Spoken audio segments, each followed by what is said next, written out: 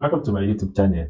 In today's video, I'll be talking about the evolution of the hooded shirt, and I'll also do a short demonstration of how to make a hooded shirt. Not the disclaimer here is that it is not a proper how to make video. As you know, I make t-shirts, I make hoodies. I have a brand of my own, Agalio, that I use the one I wear now. But I will not be doing a proper how to make video here.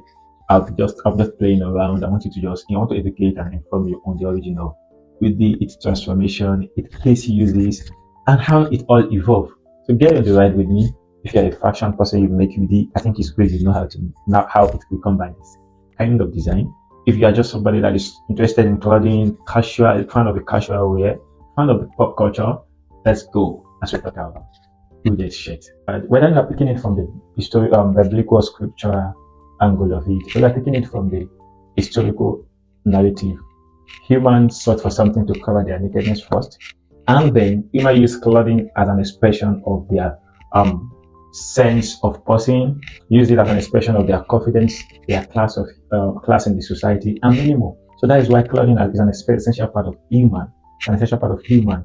So going back to the evolution of hooded dress in history, the first or what I call the early evolution of hooded dress in history can be traced to the Assyrian civilization. The Assyrian civilization is a civilization that comes around from the Asia East or Eastern Asia that evolved through the period of 12 to 13 BC, 13 BC, that is before Christ. So there are some of the Assyrian nobles and some of the Assyrian armies that make use of dresses that has cape.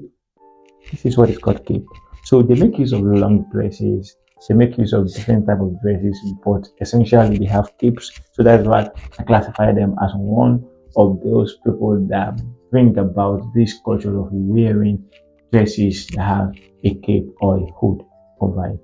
So the next appearance or the next point of call that we should talk about in the evolution of hoodie in history is hoodie in the medieval era. The medieval era is an era of philosophy, politics, ideology, and what I call social revolution in the European history. It's the era between 5 to 15 BC, 15 AD after Christ. 15th century after Christ, 5 to 15th century after Christ. It's a period where we talk about ideology. It's a lot of period where many theories are developed, many things that form our today's civilization, our today way of life and culture are they have their evolution during the medieval era, and it was developed during another era of history. So there was a class of people in Europe that make use of hooded dress. One of the first set of class are the some class in the Europe that have dress and have hooded. Then they have hood on their cloth. Then during the evolution or during the move of the church, Christianity, there's some sect of Christian and some others of the Christian of the church who feel they need more concentration, who feel they for one reason or the other they make use of hooded shirts. So a good example of them is the Augustine, the Franciscan, the Benedictine. They are mostly monk. Most of these religious monk also make use of hooded dress during the medieval period. There are some narrative that they make use of hooded dress one to cover up against identification because they were being persecuted then. That is some other of the point of view that the hooded dress were used by these religious just to ensure they have confidence and to be concentrated in the place of worship. Most of them are monks, so it's easy to identify people in the monasteries across the world, even in this age, making use of hooded apparel or hooded dress in the contemporary age. The contemporary age here, I would define it. Don't forget, it's not an academic work. So in the contemporary age here, what I mean by contemporary age here are era between 1930s to this current period, 2023, or whenever you are checking out this video. So the adoption of the dress in this age has evolved from different angle of it. When you look at it in history, it's a kind of cloth that are known to be worn by people in a certain religion. It's a kind of shirt that is known to be worn by people from certain region or something like that. But as we evolve, as we get to know each other, as the world become wider and become smaller, no, it get wider and get smaller, we come to adopt the across religion, across purpose, across location, across geography.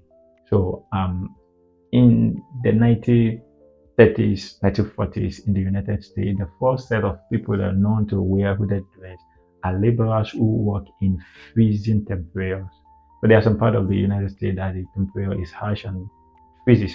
So Champion and a company in the United States are making and selling hooded dress for laborer. They specifically do hooded pullovers for people that are for laborers that are working in these regions.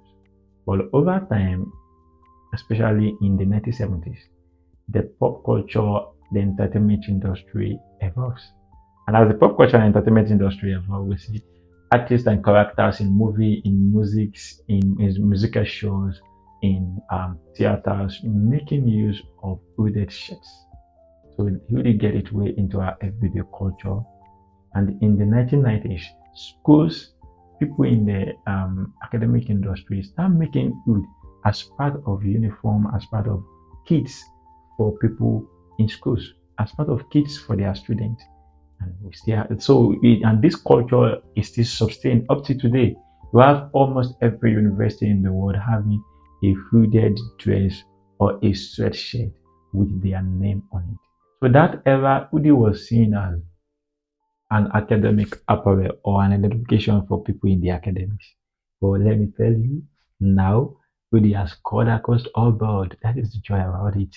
That then got a time sport people and sport lover, culture people start adopting hoodie. It looks like in the late 1990s, hoodie are for people in the music industry, hoodie are for people who do surfing, who are into sports or into what I call pop culture. But over time, we see the evolution of hoodie. It becomes an essential of every human wardrobe in this age as people use it for different things. It's one of the best way for you to project your business, for you to project ideology. And it's a color that I can tell you that gives confidence.